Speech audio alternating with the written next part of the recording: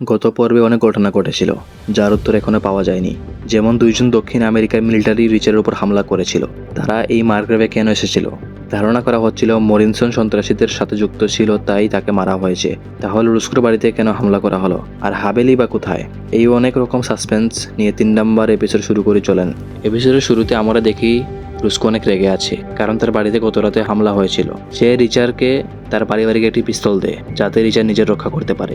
রিচার, রুস্কো এবং ফিনলে মিলে ফরেন্সিকে যায়। সেখান থেকে তারা জানতে পারে কয়েকদিন আগের লাশের সম্পর্কে। ফরেন্সিক স্পেশাল সেই লোকটি সম্পর্কে তথ্য বের করে। ফিনলে দেখতে পায় সেই লোকটির বিরুদ্ধে একটি অ্যাক্সিডেন্ট মামলা হয়েছিল, কিন্তু অনেক বড় একটি কোম্পানির উকিল তার হয়ে কেস লড়ে তাকে নির্দোষ করে দেয়। তারা সবাই বাহিরে চলে আসার সময় রুস্কো মোবাইলে রিচারের ভাই জো এর কলিগের ফোন আসে। সে জানতে চায় জো কোথায় আছে।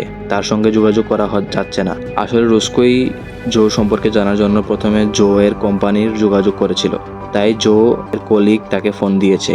রিচার্ড জো এর কলিগকে জানায় জো মারা গিয়েছে।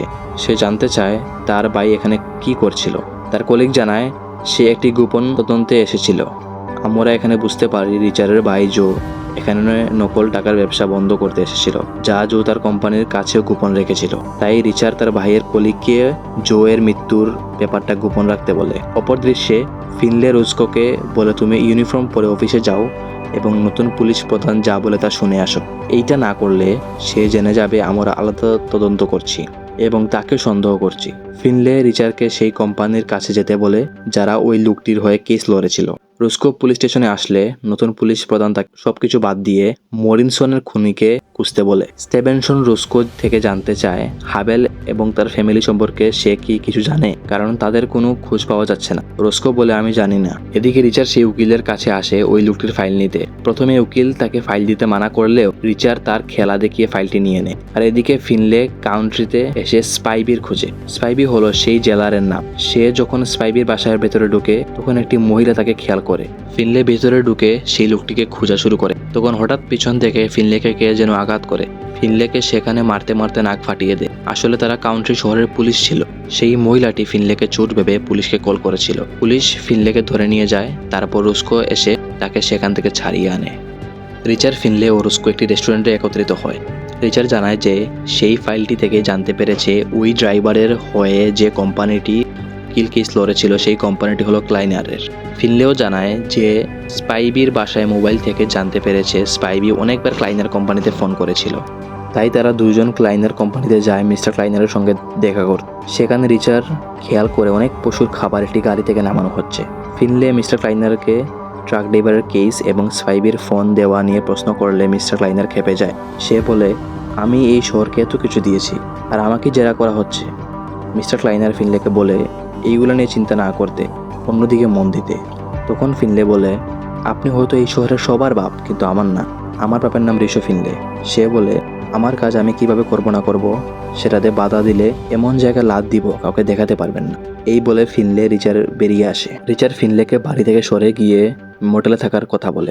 তাই ফিনলে তার সবকিছু গুছানো শুরু করে। রিচার্ড বেরিয়ে যায় স্পাইবির সম্পর্কে তথ্য বের করতে। রুস্কো বেরিয়ে আসে একটি দোকানে কিছু জরুরি জিনিসপত্র কিনতে। সেখানে ক্লাইনার জুনিয়র আসে। এখানে আমরা জানতে পারি ক্লাইনার জুনিয়র রুস্কোকে ভালোবাসে। সে রুস্কোকে রিচার্ড থেকে দূরে থাকতে বলে। সে বলে রিচার্ড একজন খুনি, সে বাগদাদে অনেক নিরীহ মানুষকে মেরেছে। রুস্কো তার কথা ইগনোর করে সেখান থেকে চলে আসে। এদিকে আমরা দেখতে পাই ফিনলে হাবেলের কোম্পানির একটি অনুষ্ঠানে আসে এবং এখানে সে জানতে পারে হাবেল এই ব্যাংক থেকে 1 বছর আগেই চলে গিয়েছে। অন্যদিকে আমরা রিচার্ডকে দেখতে পাই সে আবার সেই বারে এসেছে যেখানে স্পাইবি তাকে প্রথম আসতে বলেছিল। সেখানে এসে স্পাইবি সম্পর্কে জানতে চাইলে রিচার্ডের চেয়েও বড় বডি বিল্ডার আসে রিচার্ডের কাছে এবং তাকে হুমকি দেয় যাতে রিচার্ড স্পাইবি সম্পর্কে তথ্য না বের করে। কিন্তু যত বড়ই বডি বিল্ডার হোক না কেন, রিচার্ড তো রিচার্ডই। সে তার স্কিল ব্যবহার করে উল্টো সেই বডি বিল্ডার থেকেই স্পাইবি সম্পর্কে তথ্য বের করে। বডি বিল্ডারটি বলে স্পাইবি 2 জন স্প্যানিশ লোকের সাথে কোথায় যেন গিয়েছে। রিচার্ড বাহিরে এসে গাড়িতে উঠলে লক্ষ্য করে একটি গাড়ি তাকে ফলো করছে। তাই সে ইচ্ছে করে তার গাড়ির স্পিড বাড়িয়ে পেছনের গাড়ি থেকে দূরত্ব তৈরি করে এবং একটু দূরে গিয়ে গাড়ি থেকে নেমে পড়ে গাছের নিচে লুকায়। স্প্যানিশ লোকগুলো গাড়ি থেকে নেমে রিচার্ডকে খুঁজতে থাকে। রিচার্ড পিছন দিয়ে এসে লোকগুলোকে মেরে ফেলে। তারপর সে দেখতে পায় স্পাইবিকে আগেই মেরে গাড়ির ডিকিতে রাখা হয়েছিল। এখানেই এই পর্বের সমাপ্তি হয়। এখনও হাবেলের খোঁজ পাওয়া যায়নি।